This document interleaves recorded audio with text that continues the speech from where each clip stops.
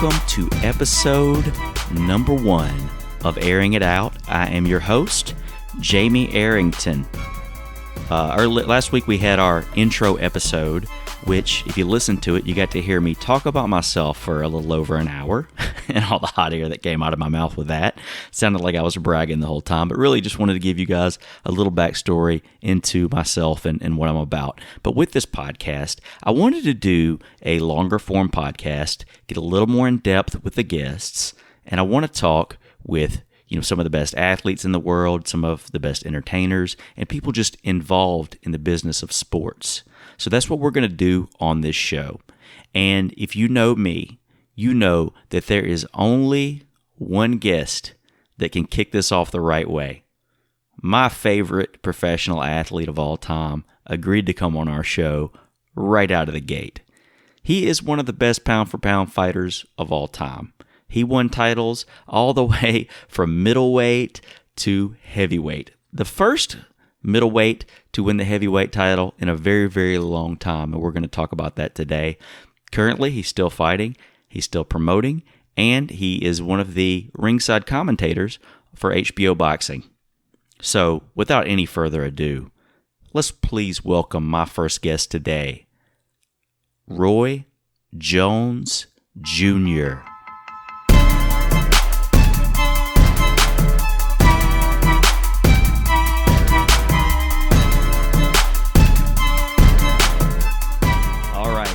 When you introduce my guest today, there's only one way to do it, and still, Roy Jones Jr. How's it going today, Roy? Going good. How you doing, my brother? Doing good. Good to talk to you. Always good to talk to you. First off, we can't get started without talking about what's happened recently. What did Muhammad Ali mean to you? So he meant the world to me. He meant next to, right up under our Heavenly Father and Jesus Christ. He was the third on my list as the best thing that ever happened to me in my life. Because the first thing that happened to me was when my daddy was my idol, my father. My father introduced me to who Muhammad Ali was. So I was idolizing my father to idolizing Muhammad Ali. And then I was from that to find out who God was and who Jesus Christ was. So that took me to the top. So how I got there, But by way of the whole thing started with me knowing who Muhammad Ali was. And it just bloomed from there. So my whole life blossomed through my knowing who Muhammad Ali was. And though the Muslims don't necessarily go the Jesus Christ route, so that's why the Muslims are not Christians, they still believe in our God who created everything, who created all, and who is the biggest and the judge of all things. So it's like when you know that, a person that believes in God so much that he'll stand up against his own country, not to go to war against another country because he feels like that country is getting no harm to him and he shouldn't be going. That's said a pretty lot. So that right there gave me the notion that don't judge people by their religion, judge them by how they react, and that the fact that they believe in and accept God in their heart, and their heart is of God, then treat them as a brother of God, just like we do anyway. So he was the biggest, the most impactful person in my life. And as he was with a lot of people, and I think he kind of transcended, like you said, he transcended boxing and religion and kind of opened a lot of people's eyes to, we're all the same. And he opened his own eyes to that, even because at first the Muslim had him thinking it was this black people thing and it was more of a black thing. Then when he went to Islam, he realized that the nation of Islam was composed of all types of people. It wasn't just black people, it wasn't just white people, it was all types of people. So that's when he learned the difference. And that it wasn't a race thing, and it wasn't about a race situation. It was more about people loving one another, just like we do as Christians, and they do as Catholics, just like they do as Protestants. Just we all got to find a neutral ground of what it is we love and what we believe in, or how our road goes to God, and that's what it is. I remember seeing old news footage of you, like way back in the day, in the ring with Ali. What was it like the first time you met Muhammad? Man, it was like a dream come true. Of all the people I wanted to meet in my life, he would probably be the first one as a human being. So, as a human being, he was the first and the most important person I would have wanted to meet. When I finally met him, I was like, oh, I was in awe, I was shocked. And when he got in the ring with me, he shocked me in the ring. He got in the ring, and he got out in front of me before I could get out in front of him. I was like, wow. I was here, he's supposed to be through with boxing, and he still comes out here and gets ahead of me right away. Incredible, And I thought about it, I said, don't be surprised because that's where you learned it from. So it took me back for a minute, you know. Oh, absolutely. You, as you know now, you never kind of old dog out, man. No, sir. So when did you start boxing? When I was 10 years old. I saw him fighting Joe Frazier in 74, I think, when I was about 5. And I realized right away that he was beating Joe Frazier not with his skills, not with his size, not with his strength, but with his speed and with his mind. And that intrigued me more so than anything. What did you love about competing in the sport? Well, just the fact that that was a sport that you could be a big agitator, or you could aggravate people, get on their nerves, get them mad enough to want to kill you, and laugh at them and take advantage of them while they're trying to kill you. So it was like, that was something I used to love to do naturally anyway as a kid. So when I realized that you could do that in boxing, I knew right then that's what I needed to be. What was it like having Roy Jones Sr. as a father? Oh, it was rough. Roy Jones Sr. was a tough guy. Was tough love. He loved you, but he gave you everything you had, but it came at a price and at a cost, you know. And if you wouldn't pay that cost, then you can get it. But that cost was not an easy cost. It was a cost that would probably lead most people to suicide because of how hard and how hectic it was. But it was something that I had to go through to prepare me for the life ahead. And so I thank God that I was able to go through it. And I only got through it by the grace of God, but I did make it. You had a very accomplished amateur career, and then you got to represent the United States in the Olympics in Seoul, Korea. What was going through your mind when you were robbed of that gold medal? Well, I was kind of shocked that all these years I sacrificed, which was 9 years of my time, and I sacrificed 9 years to come here and represent my country and to win a gold medal for my country and to get all the way over here in Seoul, Korea, and now they're going to rob me of it. No way possible. I was like, no way they're going to do it. That's ridiculous on a world level, not a national level, on a world level. They're going to rob a 19-year-old kid of a gold medal he so rightfully deserved. They sacrificed years of his life to get, and they just want to take it from me. And so I was just, I couldn't believe it. Yeah, it took you about 20 years to get over your fear of fighting overseas after that. Of course it did. Well, you turned pro in 1989. You had your first professional fight in your hometown of Pensacola, Florida. What does Pensacola and the rest of the Gulf Coast mean to you? Well, it's my home. It's my second home. The rest of the Gulf Coast is like my second home. Pensacola is my first home. It means that, first of all, my whole amateur career has been majority on the West Coast. On the Gulf Coast. So everywhere I went, I used to go to Biloxi and Gulfport and Bally Battery, and they're on the Gulf Coast. You can go Mobile, Alabama, Fairland, Alabama, McIntosh, Alabama, Mississippi, everywhere, Ocean Springs. Everyone on the Gulf Coast, the majority of my amateur boxing took place there. I have 135 amateur fights. Probably close to 100 of them took place on the Gulf Coast. It's a different scene down on the Gulf Coast when it comes to amateur boxing. Yeah. Oh, yeah. You just don't have the competition sometimes because of, you might have had more of it when you were coming up, but now, if you want competition in amateur fighting, you got to go to the East Coast, the West Coast, some of the Hispanic areas. You don't get as much of that down here. No, but I was coming with way more. There was so many that the team Mobile, the PAL, the PAL team, you had to have a school bus to carry all the kids around. That's how many kids they had. When I was a junior Olympic kid, they would have 2 kids representing every weight class. Well, I saw you fight. 2 kids, not one, 2. Not 2, that's true, you're right. I saw you fight a couple of times in Biloxi, and I know that any time you made an appearance in South Mississippi, the fans just went crazy. Like, they love you down here. Oh, yeah. But that's where I was born and raised. That's where I was grew at. Not born and raised, born and raised in boxing. Because that's where my probably third fight was in Mobile, Alabama. My 5th or 6th fight was probably in Mississippi, So, and that's where most of my fight was done. I said out of 135 amateur fights, 100 of them were probably fought on the Gulf Coast. You won your first title in 1993, your first world title, when you defeated Bernard Hopkins. What did winning that title mean to you?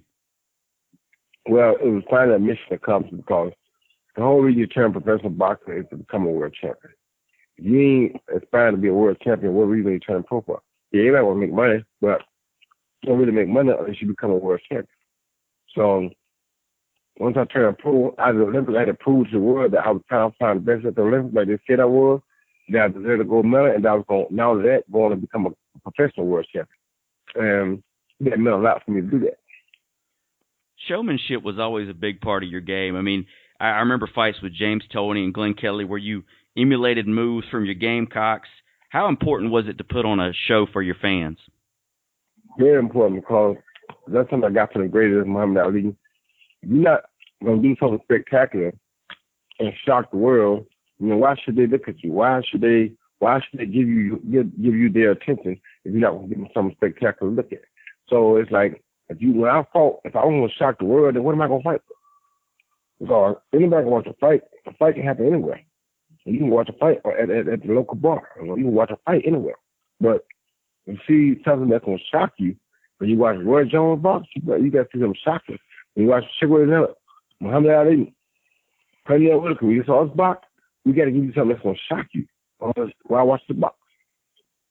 You know, and stepping in the ring, it takes a lot out of you. But I remember one time, I think it was when you fought Eric Lucas, you played in a semi-pro basketball game before the fight. Mm-hmm. You know, I fought Eric Lucas. Yep, you're right. From Canada. You're right. Yeah, I played a semi-pro game the day before, and I wanted to prove to you that boxers can do other things too. It's not like just football players or just baseball players or somebody just can do that just could do two sports. Boxers could do two sports too. Boxers were dynamic. That they had different dynamics. They could do other things too. So that was my part for doing that. Multi-dimensional. We can do other things too. You showed that you got the athletic ability. You could have done most anything had you gone into that field. Exactly. Well, you moved up from, middle to super middle to light heavyweight. You're undefeated. You fight Montel Griffin, and you get disqualified on a late hit. How disappointing was that first loss, especially since you really weren't defeated? Well, it's very disappointing because you see what happened with Floyd Mayweather by keeping the record clean. To take that clean record away from me took a lot away from me. Because had they not taken that record away from me, I'd have still fought hard to keep it undefeated, even if I came back and beat Tarver the first time. But because you gave me a loss already, a second loss, I didn't want it, but a second loss really didn't mean quite as much because you already had gave me a loss that I didn't deserve. So once again, just like at the Olympics, it's like you gave me a silver medal that I didn't deserve. Now you give me a loss that I didn't deserve. Only bad part about this was you gave me a chance to come back and avenge myself, and that's exactly what I did. You did it. I mean, you were like a man possessed in that fight. That was one of the most dominating performances of your career. I mean, and that was against a champion. That was against the light heavyweight champion of the world, and you went and you really just pushed him around the ring with your fist. I mean, that's the only way I could say it. The first time I went out there just straight bullet somebody. I was not known as a bullet. I just started boxing so I could be a bullet. So because of the way he talked, after they gave him my title, it made me mad enough where I had to bully him. Well, that look on his face when he was on the canvas, you could tell he had been severely bullied. Exactly. I was thinking about the other fights in your career. I remember one fight, you were fighting Virgil Hill in Biloxi, and you didn't see this as much back then, but you see it all the time now, but you knocked him out with a body shot. Do you think that you kind of started that craze, so to speak? I know I did, because people were shocked by it. So it gave people start believing again that you could stop somebody with a body shot. So a little while people stopped believing that because they didn't see none of the top fighters doing it. And when I did it, it reminded me that, hey, you can't stop people with body shots. Body shots are good, so now more people do it. I remember you talking a lot, kind of when you listened to interviews with you when you were coming up, and you talked about how you never smoke or drank as a fighter. Nope. Why was that so important to you? Well, because I watched so many guys come up before me that fell victim to alcohol, or fell victim to tobacco, or fell victim to drugs and other things. So with seeing that, it taught me that if you're going to be a professional boxer, that's something that you don't need to go, that's a problem that you don't need to go create for yourself because there are enough problems already we made. During that time, kind of that early 2000s time, I mean, you really just started churning through the opponents. I mean, they were the number one contenders, and you kind of coined the phrase, I don't fight nobodies, I just make them look like nobody. Did you just feel you're dominant. You were so dominant during this time that the critics just kind of disrespected you by disrespecting the competition. Exactly. That's exactly what happened. Because Eric Lucas beat me after I fought him, went on to win the WBC super middleweight title and kept it for about 2 or 3 years after I beat him. That's what I beat him before I played a basketball game. He went on to capture the super middleweight title, the WBC version, and kept it for 2 or 3 years. Incredible. Oh, absolutely. I mean, and there's so many of them like that. I mean, so many of the guys that you beat, former or future champions. Yep. Also in the early 2000s, Bernard Hopkins defeated Felix Trinidad. There was all this chatter about you two having a rematch, and I think I've heard your side of the story before. But why didn't that fight happen back in 2002? He had a deal with Don King. He wasn't comfortable with the split that he was gonna get because he had to pay Don, and he felt like because of what he had to pay Don, it was gonna make him get 2 less of a cut if I got 60% like I deserved, and he got 40. And Don took 20 on how then he won with number 20. So they don't understood why he didn't want to do it, but like I told him, it was a business. I was a draw, not him. So we won, or we could have put it on the line. I would take a bet then. I said, the winner gets 60, the loser gets 40. I would take that bet, because that's who I am. And if I was sure I would whoop him again. You made a song about it, too. 60-40, I will kick your ass. Getting to that, I mean, I remember early 2000s. One day I see you in Mystical's video. Next thing I know, you got your own album out. How did you get into hip hop? I always did hip hop. I had a lot of fans in hip hop in the area. I told them that if I ever made it, I would try to come back and get a hip hop group from Pensacola to probably try to make it. And we as a group did make it.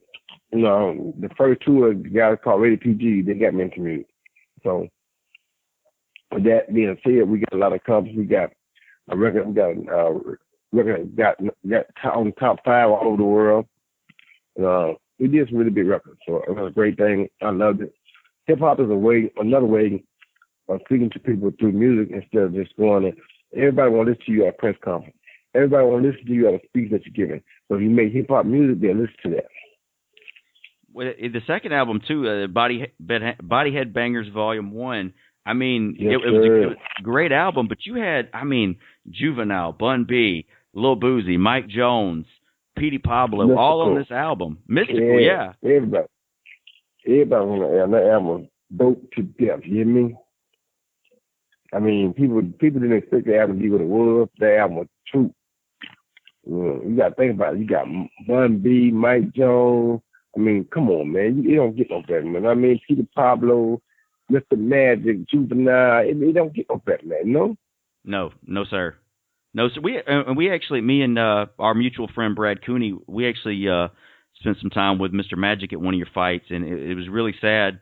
He actually ended up in a car accident right down the road from where I live. That was kind of very disappointing because he was a legend in New Orleans. Yes, he was. Very disappointing. I was terrified when it happened. I was traumatized. Well, also during that time, around that same time, you kind of got into acting a little bit. I know you were in a couple of the Matrix movies. Is that something you pursued, or is that something that just fell in your lap? Fell in my lap, but I still would love to do it some more. I enjoyed it. I loved every bit of it, and would love to do it some more. Also, you were the first fighter named to Team Jordan. What did it mean to you to wear that Jordan logo? It meant everything, because Jordan was the best at that time, And to me, the best to ever play basketball, and to be represented by the best to ever do his sport, made me feel like the best to be admired. So, it was a great situation. Something that God blessed me with. I thank God for it, because it was a wonderful situation for me. I loved it. So you move on from there, and at the time, you'd won all the titles, middleweight, super middleweight, light heavy, and you get the opportunity to fight for the heavyweight title. What inspired you? Before that, though, I also was the first boxing match in Radio City Music Hall, and in that fight, I got the first rap group. Hey, keep it down. I got the first rap group there performing there too, because Method Man and Red Man brought me to the ring. I said, keep it down. I'm on the phone. and I had met me and Red Man bring me out to the ring tonight. And that was completely the best ring entrance ever. And they didn't show it because HBO was leery of the content. There was no real bad content on it, but they wouldn't listen to me and take my word for it. But that would have went down in history as the best ring entrance ever. And not only that, Whitney Houston sang America the Beautiful that night. So it's like you could not have got a better night in boxing than that night. But the first time boxing ever been in Radio City Music Hall, and the first time rap ever been in Radio City Music Hall, I killed two birds with one stone. Who was that? Was that Lou Duvall or was that David Telesco? David Telesco. There was a lot of bad blood with you guys that night. No, he just did a lot of talking. I don't care about you can talk all you want to. You still gonna take this whipping air. Mind you that when I beat Hopkins, I had one hand. Yeah. When I beat James Harden, I had a hand and a half. But at least it was my good hand, my left hand. It wasn't my power hand, so I knew I could outpoint both of them with my good hand because that's about my point hand. But against David Telesco, my point hand was hurt. So all I had was a right hand. I didn't have no left hand. My left hand was fractured. I went into the fight with a fractured hand and still beat him. And people don't know stuff like that. You know what I mean? No. No, they really don't. The fight with a fractured hand. I jumped off a motorcycle December 9th, and I fought January 15th. Fractured my hand. I jumped off a motorcycle in my yard December 9th. The man told me to pull out the fight, don't take it. But because it was a Radio City Music Hall, the first fight ever, I said no. If God didn't want me to fight, I'd have broke it completely. Being frustrated enough to stop me. And that was some of the most gruesome pain I went through my life, slapping him with my hand, with my hand hurting as bad as it was. But I still did it, and I still won the fight. Yeah, you did. You sure did. What inspired you to take on the challenge of fighting for the heavyweight title? Well, first of all, it had been done in over 106 years. I wanted something to shock the world. I wanted to do something spectacular. I mean, but no, Hopkins broke the record for most middleweight title defenses, which was cool, but wasn't no real middleweight round. Anybody in the division worried, but he did break the record with the number because he took on whoever was there, but it just wasn't enough. So there wasn't no money fight there for him. But because he did do that, he did break the record. Well, I wanted to shock the world. I didn't want to break the record. I just wanted to shock the world. Nobody had won the heavyweight title that was middleweight, light heavyweight, and heavyweight title in 106 years. Not to mention, nobody had ever turned pro at the dream middleweight 154 and went on to become heavyweight champion of the world. Nobody. So I'm like, wow. If I do this, I'll accomplish two milestones. I'll be the first person over 106 years to win middleweight, light heavyweight, and heavyweight title. And I can add super middleweight, and now they got super middleweight title. And I'll be the first person ever in the history of boxing to turn pro as a dream middleweight and become heavyweight champion of the world. Wow. That's a lot to put on your plate. You put that down, now who can top that? I remember, too. When you were fighting at light heavy, I mean, there was a lot of people that said, there's no way he moves up to heavyweight and his hands are just as fast. Yep, exactly. Nobody thought that. So I went and got Maggie Shieldstone, who had did it before, Michael Spink. He agreed to help me out. We went to work. 6 weeks later, we became heavyweight champion of the world. Was that victory over John Ruiz, was that the pinnacle of your career? Yes, it was. Because it was a milestone. The first time ever a man turned professional as a junior middleweight and became heavyweight champion of the world. Junior middleweight. I was a 50-pound gap. Turned pro at 154 and become heavyweight champion of the world. That's 50 pounds. Talk about pound for pound. That's 50 pounds. Right. Pacquiao turned pro at what, 112 or 115? Yeah. Okay, so 154, 112, 154, that's what, 40 pounds? Yeah. 46 pounds, 154, right? Yeah, that'd be right. Right. And two heavyweight, you're not looking at you're fighting people that could weigh any amount of weight heavier than you. Well, I he was 226, so I really went from. I really cut around from 154 to 226, to be honest with you, because he was 226 that night. Talk about pound for pound, how much weight is that? That's too much math. Exactly. From 154 to 226. Come on, man. You beat the fighter from 154 to 226. Whoever decided maybe he's going to hold up him has that big of a ring. I don't think he got that big of a ring. I don't think he does either. I don't think he does. No, title fight. No. No, not at all. No other fighter got that big of a range when they dominated fighter from. I dominated fighter from 154 to 226 pounds. Talk about pound for pound, the great Sugar Robinson didn't do that. Nobody did that. No, Nobody. And you certainly deserve all the credit for you. You were definitely one of the best pound for pound. And anybody wants to dispute that, I mean, you just got to look at the facts. You got to look at the record. I mean, can't be denied. Nobody has a bigger weight coverage than I had. Nobody. Nope. Not at all. Nobody. Pacquiao, nobody. Now, it's more weight divisions. I'm on that because he was in the lightweight, so the weight was closer, so he went through more weight classes, yeah. But the poundage, I got over a 50-pound guy. Let's add 154 to 200. That is 46 pounds. Yeah, let's go add another 26 to that. That's 72 pounds, right? Yeah, 72 pounds, right? That's almost a 100-pound margin that I dominated. I was a 72-pound margin that I dominated. Absolutely. Were you disappointed that? I mean, I know you're on top of the world at this point, and were you disappointed that you couldn't get more lucrative fights at heavyweight? I mean, I know you tried to fight Tyson, and he didn't want any part of it at that point. And that was the only real lucrative fight there was Mike had him call. And like, this is what I didn't want to do. What I didn't want to do is what Canelo just did. I didn't want to go win the heavyweight title and say I'm not a heavyweight. So I'm not a heavyweight. What the hell am I doing fighting heavyweight? So I want to win the heavyweight title to just for the historic fact of it. Then for what a mega event with Mike Tyson, why am I staying heavyweight? Because I'm not proclaiming to be a heavyweight, or I got to fight all heavyweights that come. I'm not proclaiming that I was a heavyweight. I wasn't. I was 199 at the most. I wasn't heavyweight. So, no, I'm not going to stay there because if I stay there, I can't say I'm not a heavyweight if I'm going to stay there and keep fighting heavyweights. You feel me? Oh, absolutely. If you like, if I'm fighting smaller ones, if I defend my title again, then I am a heavyweight. Okay, I can't have 1, 2 title defenses and say, oh, I'm not a heavyweight. No. You defend that title, you're a damn heavyweight. So I know what tomorrow. You know my title because I don't want to fight another heavyweight. No. If I defend that title, I'm a heavyweight. I'm a legitimate heavyweight. Now, my representative become heavyweight champ. I'm just saying I knew I could be heavyweight champ. After the winning the heavyweight title, you took a move back down in weight to fight Antonio Tarver. Did that move back down take a toll on you? Yeah, at 36 years old, to the big toll on me. But guess what? I gritted it out and still recaptured the heavyweight title just like Bob Fitzgerald did, because that's what I had to do in order to be able to say I did what Bob Fitzgerald did at least. So I gritted it out and won that first fight because that's what I had did it. And the second fight I should have took because I knew my body had too much punishment.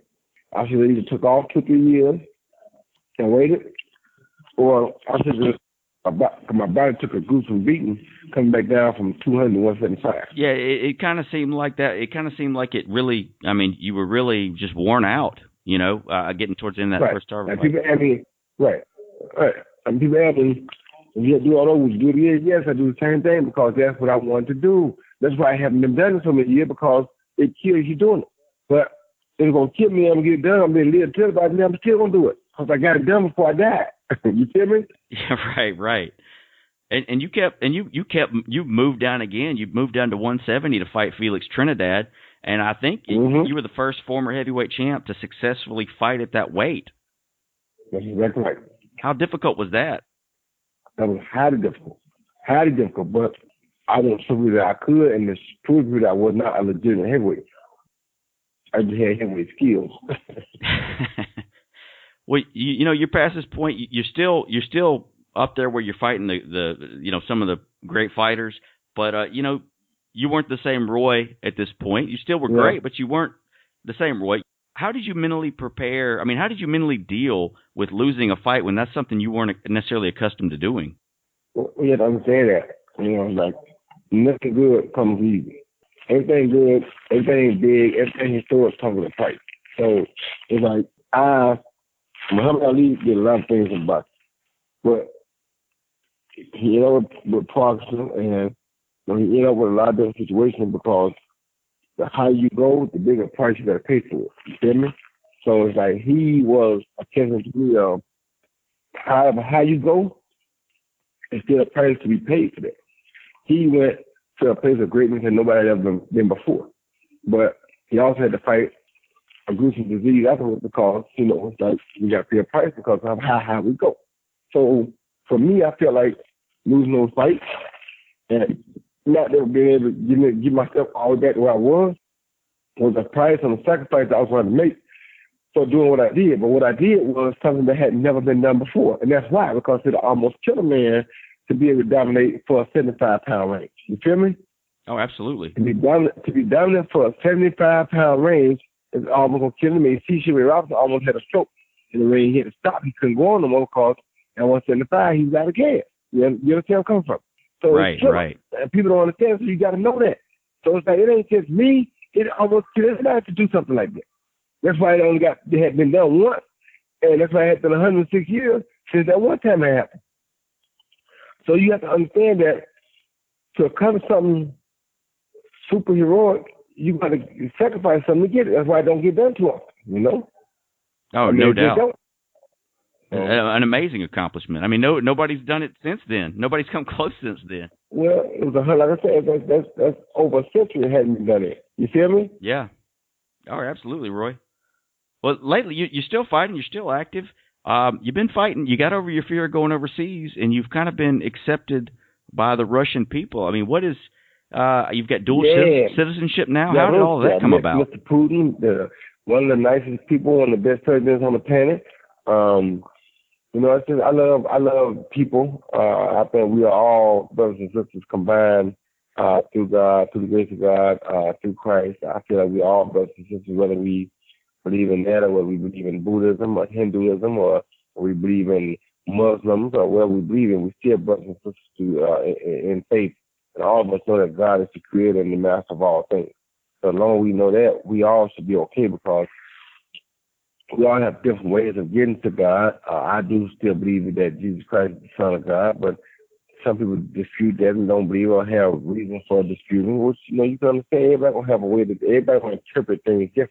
So nobody's going to agree to everything the same. However, as long as it all leads us back to God, the Holy One, the one who is King of all things, then we're all good. So now, going over there and doing that, meeting Mr. Putin and becoming a Russian citizen was a great thing for me because it shows you that God is almighty and all powerful no matter where you go. They still respect, love, and care for and try to follow God. And that's the big thing. You're like I said, you're still an active fighter. What motivates you to keep stepping in the ring after 26 years as a professional fighter? Just that God gave me a gift unlike no other except with the exception of maybe like Muhammad Ali.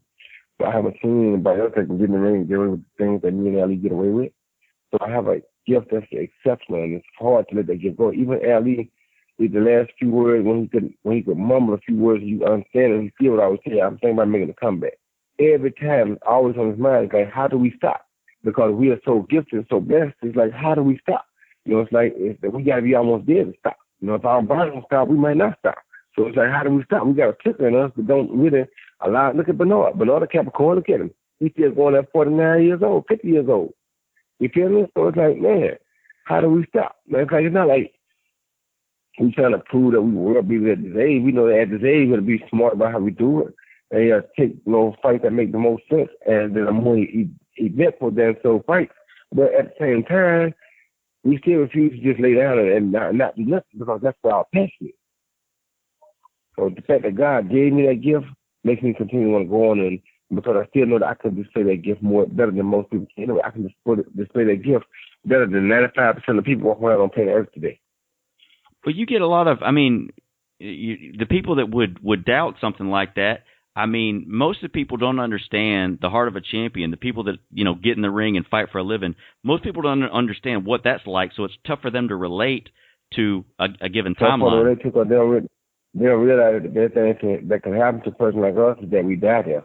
So we die that we die a happy death, because that's what we do for a living. So if we died not doing that, we would die a happy death. It's two totally different sports, and sometimes casual fans have a tough time realizing this, but there's been a lot of chatter over the past few years with boxing and MMA, and lately there's been talk about Mayweather versus, Conor McGregor, but there's also been a lot of chatter about you fighting Anderson Silva. Mm-hmm. Is there anything to that or any possibility of that happening still? was still always a possibility because he still wants to do it, and I know he's a legend in the UFC. And when he figured out, like I know, that we know, like we got at some point, we got to come out of the real rings where we made our name at. We got to make a few events and we got to get on with it and be gone.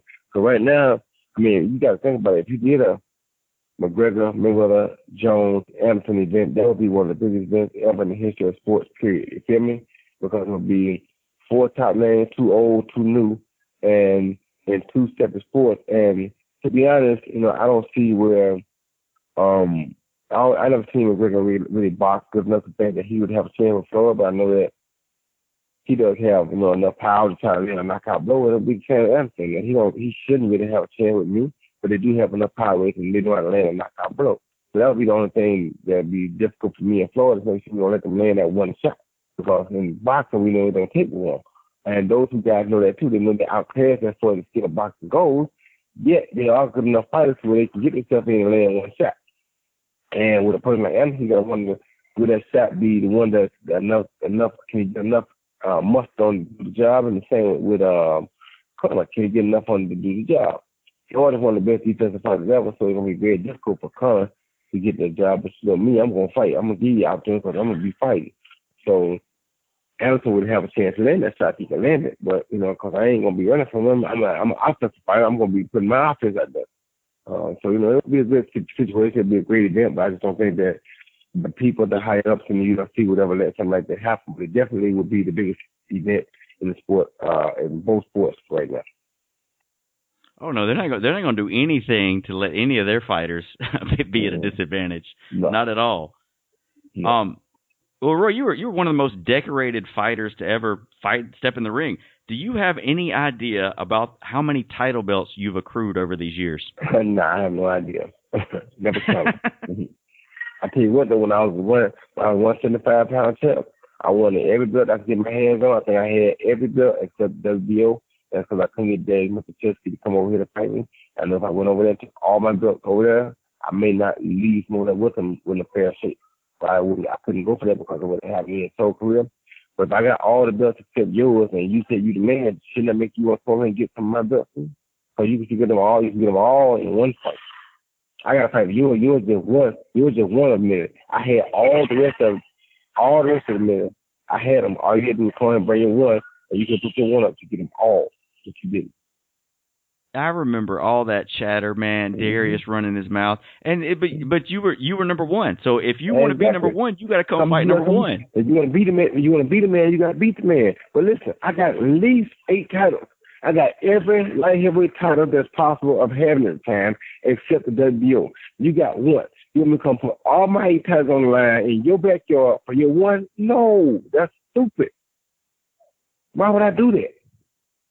Right, exactly. Especially after what happened in Korea. Yeah, exactly. So I'm not going to do that. What kind of fool would I be to come on and put all my titles on the line for your one in your backyard? How stupid is that? Yeah, I agree. When HBO offered him $5 million to come over here and fight. HBO offered him a title fighters and would give you $5 million to come over here and fight Roy Jones Jr. He turned it down. Why? Because he know he ain't going to beat me. But over there, he know if he can go 2 rounds, he might get the decision. And I wasn't sure that I can knock him out because I ain't even watching that close.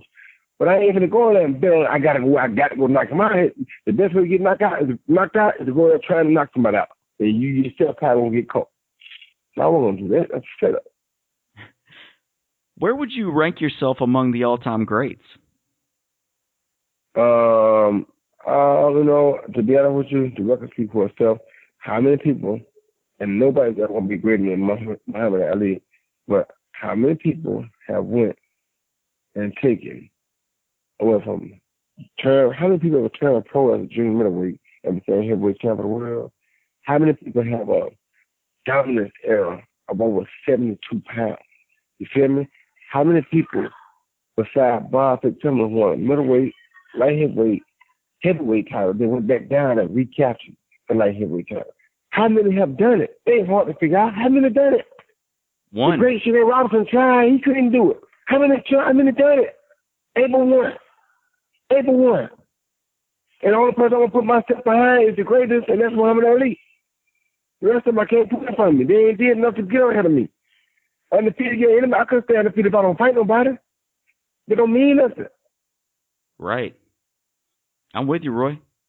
Now you've got a dream on the side. You've got a dream job. I mean, as a boxing commentator for HBO, you started doing that years ago when you were still fighting. What are some of the most memorable fights you've covered? Oh, well, this one good one, man. This real good one, but I gotta tell you, that one. I mean, I don't know. It's hard to say because some Pavanikov fights, some Kenny McKinney Barrera fights, Junior Jones Barrera. I mean, man, it's just good daggone fights to have covered.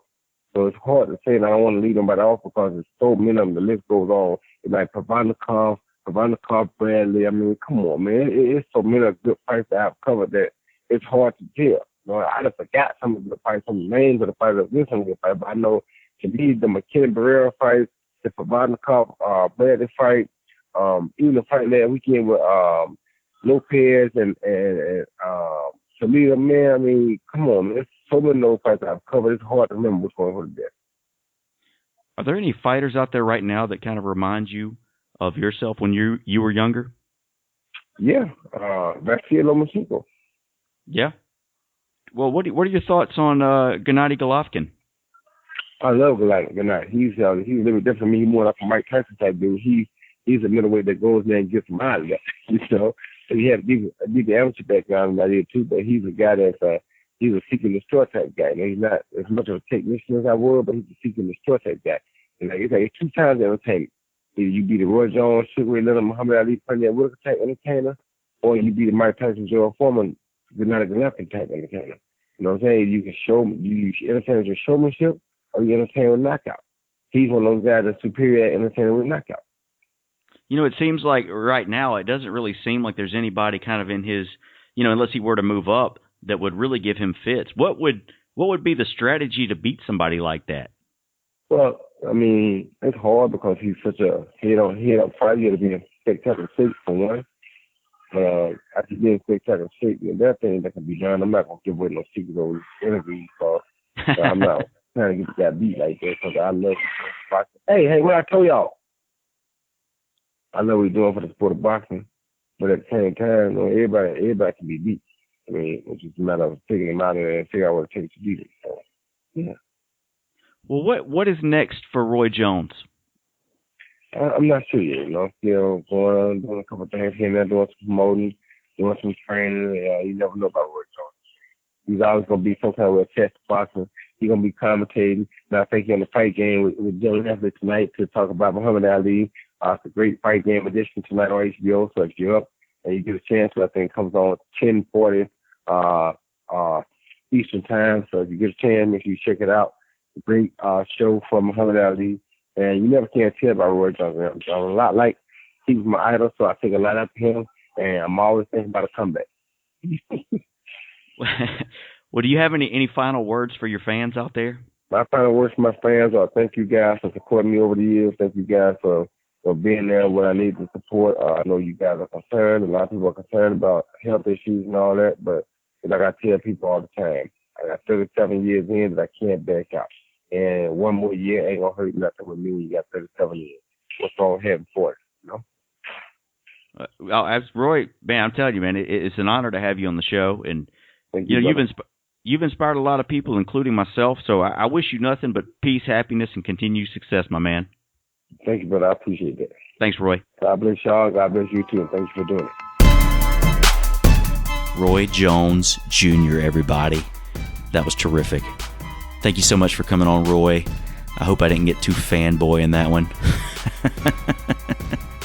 Well, you know, if I know anything about an athlete, you know, I had all of Roy's fights on tape up until a certain point. I mean, he was one of the best. So it was a real treat to have him on the show. You guys go follow Roy at Real Roy Jones Jr. on Twitter. Check out his website, royjonesjr.com. You could also tell in that interview that I am not very good at doing math in my head. I think that's pretty evident. But he was a sport, he was a trooper, and pretty cool for him to come on the first episode. You can follow me on Twitter at Jamie_Arrington, or if you want to follow the show at Arring It Out, which is ARRINGITOUT. Originally, I was going to call it Airing It Out, AIRING, but I noticed that Craig James, the old, I think he was an SMU quarterback, and I think he got fired from CBS College Sports or something like that. But he already has a podcast called that, and I felt like I needed to differentiate myself from him. So I did it. Also on Facebook, Arring It Out, ARRING It Out, or Jamie Arrington Comedy. My next show will be July the 28th at the Sanger Theater in Hattiesburg. We've got Frank Caliendo coming to town. Last for Life is bringing Frank Caliendo to Hattiesburg as a fundraiser for the International Myeloma Foundation and for the Forest General Hospital Cancer Center. So if you're in Hattiesburg in South Mississippi in the region, you want to come to that show, it's going to be a great time. Tickets on sale at lastforlife.com. The VIP tickets are sold out, but we've still got $50 seats, which is the rest of the theater. So be sure you come out to that show. It's going to be a great time. Thank you guys for tuning in to our first episode. Go find us on iTunes. Subscribe to us.